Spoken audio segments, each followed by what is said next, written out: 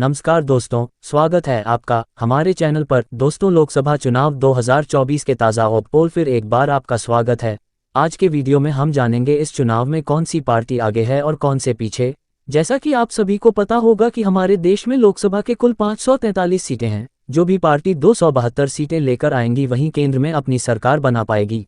क्या लगता है आपको कि इस बार कौन सी पार्टी जीतेगी? कमेंट में अवश्य बताएं। क्या इस बार तीसरी बार चुनाव जीतकर नरेंद्र मोदी हमारे प्रधानमंत्री बनेंगे या फिर राहुल गांधी पहली बार हमारे देश के प्रधानमंत्री बनेंगे?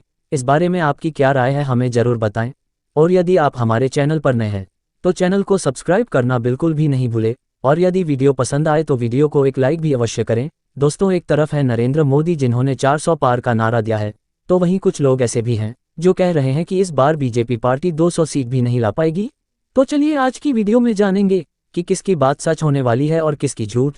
तो चलिए इसी के साथ शुरू करते हैं आज की वीडियो। सबसे पहले हम बात करते हैं हरियाणा राज्य के बारे में। हरियाणा में लोकसभा की कुल 10 सीटें मौजूद है, जिसमें से भाजपा गठबंधन एनडीए के खाते में मात्र 5 सीटें जाते हुए दिखाई दे रही है, तो वहीं दूसरी ओर इंडिया अलायंस के खाते में भी 5 ही सीट जाने का अनुमान लगाया जा रहा है। हरियाणा राज्य को बीजेपी का गढ़ माना जाता था, क्योंकि पिछले लोकसभा चुनावों में बीजेपी पार्टी ने यहां पर काफ़ी अच्छा प्रदर्शन किया था, परंतु इस बार उनकी स्थिति काफ़ी ज़्यादा खराब चल रही है। तो चलिए इसी के साथ अब हम बात करते हैं देश के अगले राज्य महाराष्ट्र के ताज़ा सर्वे ओपिनियन पोल के बारे में। महाराष्ट्र में लोकसभा की कुल 48 सीटें मौजूद है। महाराष्ट्र राज्य देश का दूसरा सबसे ज़्यादा लोकसभा सीट वाला राज्य है। महाराष्ट्र में लोकसभा की कुल 48 सीटें मौजूद है, जिसमें से भाजपा गठबंधन एनडीए के खाते में 20 सीटें जाती हुए दिखाई दे रही है, तो वहीं दूसरी ओर इंडिया गठबंधन के खाते में 28 सीटें आने का अनुमान लगाया जा रहा है। महाराष्ट्र में बीजेपी की हालत काफ़ी खराब है, क्योंकि पिछले लोकसभा चुनाव में महाराष्ट्र राज्य में बीजेपी पार्टी ने बहुमत के साथ अपनी सरकार बनाई थी,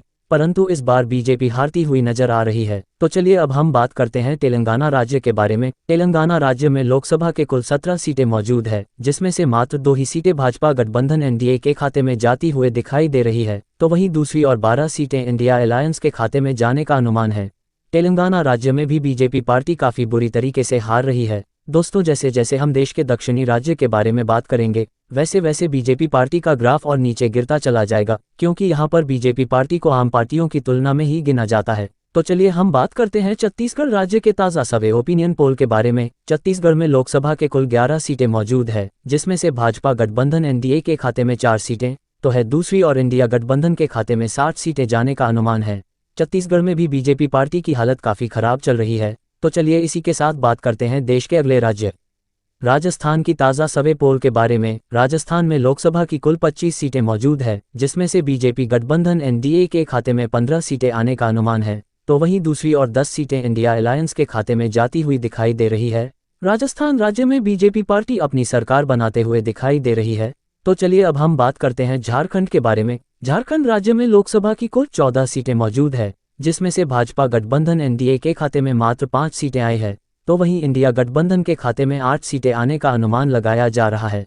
तो चलिए अब हम बात करते हैं देश के अगले राज्य मध्य प्रदेश के ताज़ा सर्वे ओपिनियन पोल के बारे में। मध्य प्रदेश में लोकसभा की कुल 29 सीटें मौजूद है, जिसमें से भाजपा गठबंधन एनडीए के खाते में 16 सीटें तो वहीं दूसरी ओर इंडिया गठबंधन के खाते में 13 सीटें आने का अनुमान है।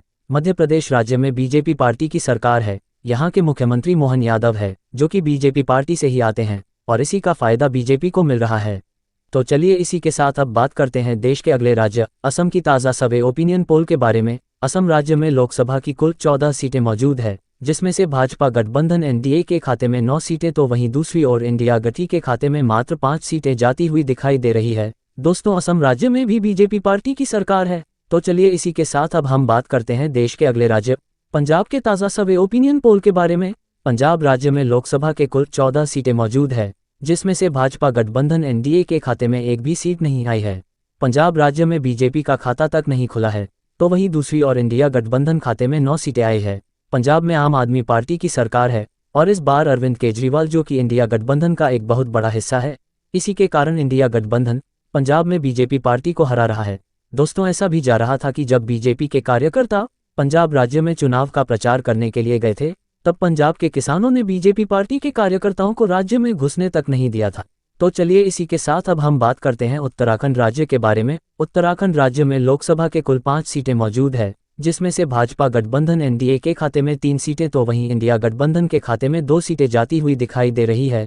उत्तराखंड राज्य में बीजेपी पार्टी 1 सीट से आगे चल रही है। तो चलिए इसी के साथ अब हम बात करते हैं उड़ीसा के बारे में। उड़ीसा राज्य में लोकसभा के कुल 21 सीटें मौजूद है, जिसमें से 5-5 सीटें भाजपा गठबंधन एनडीए और इंडिया अलायंस के खाते में गई है, तो वहीं दूसरी और अन्य पार्टी के खाते में 11 सीटें जाने का अनुमान है।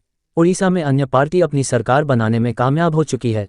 तो चलिए अब हम बात करते हैं आंध्र प्रदेश राज्य के ओपिनियन पोल के बारे में। आंध्र प्रदेश में लोकसभा के कुल 25 सीटें मौजूद है, जिसमें से बीजेपी के खाते में 6 सीटें तो वहीं इंडिया गठबंधन के खाते में 5 सीटें जाती हुई नजर आ रही है। आंध्र प्रदेश राज्य में भी अन्य पार्टी के खाते में सबसे ज्यादा 14 सीटें जाने का अनुमान लगाया जा रहा है। तो चलिए इसी के साथ अब बात करते हैं कर्नाटक राज्य के बारे में। कर्नाटक में लोकसभा के कुल 28 सीटें मौजूद है, जिसमें से बीजेपी पार्टी के खाते में 14 सीटें तो वहीं दूसरी और इंडिया गठबंधन के खाते में भी 14 ही सीटें जाती हुई दिखाई दे रही है। तो चलिए अब बात करते हैं देश के अगले राज्य बिहार के ताज़ा सर्वे ओपिनियन पोल के बारे में। बिहार राज्य में लोकसभा के कुल 40 सीटें मौजूद है, जिसमें से भाजपा गठबंधन एनडीए और इंडिया गठबंधन के खाते में 20 सीटें जाती हुई दिखाई दे रही है। इसी के साथ दोस्तों अब हम बात करते हैं हिमाचल प्रदेश के ताज़ा सर्वे ओपिनियन पोल के बारे में। हिमाचल राज्य में लोकसभा के कुल 4 सीटें मौजूद है, जिसमें से भाजपा गठबंधन एनडीए के खाते में 2 सीटें तो वहीं इंडिया गठबंधन के खाते में भी 2 ही सीटें आई है।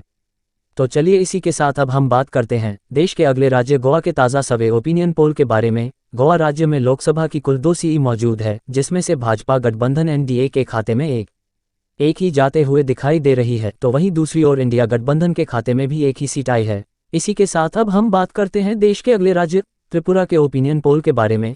त्रिपुरा में लोकसभा की 2 सीटें मौजूद है, जिसमें से भाजपा गठबंधन एनडीए के खाते में दोनों ही सीटें आई है, तो वहीं इंडिया गठबंधन का त्रिपुरा राज्य में खाता तक नहीं खुला है। तो चलिए अब हम बात करते हैं देश के अगले राज्य मेघालय के ओपिनियन पोल के बारे में। मेघालय में लोकसभा की 2 सीटें मौजूद है, जिसमें से एक सीट दोनों ही पार्टियों के खाते में जाती हुए दिखाई दे रही है। तो इसी के साथ अब हम बात करते हैं मणिपुर राज्य के ताज़ा ओपिनियन पोल के बारे में। मणिपुर में लोकसभा की 2 सीटें मौजूद है, जिसमें से बीजेपी गठबंधन एनडीए के खाते में 1 भी सीट नहीं आई है, तो वहीं इंडिया गठबंधन के खाते में दोनों ही सीटें जाती हुई नजर आ रही है। तो चलिए इसी के साथ अब हम बात करते हैं उत्तर प्रदेश के ताज़ा सर्वे ओपिनियन पोल के बारे में। उत्तर प्रदेश राज्य में लोकसभा की कुल 80 सीटें मौजूद है, जिसमें से भाजपा गठबंधन एनडीए के खाते में 50 सीटें आने का अनुमान है, तो वहीं दूसरी और इंडिया गठबंधन के खाते में 30 सीटें जाती हुए दिखाई दे रही है।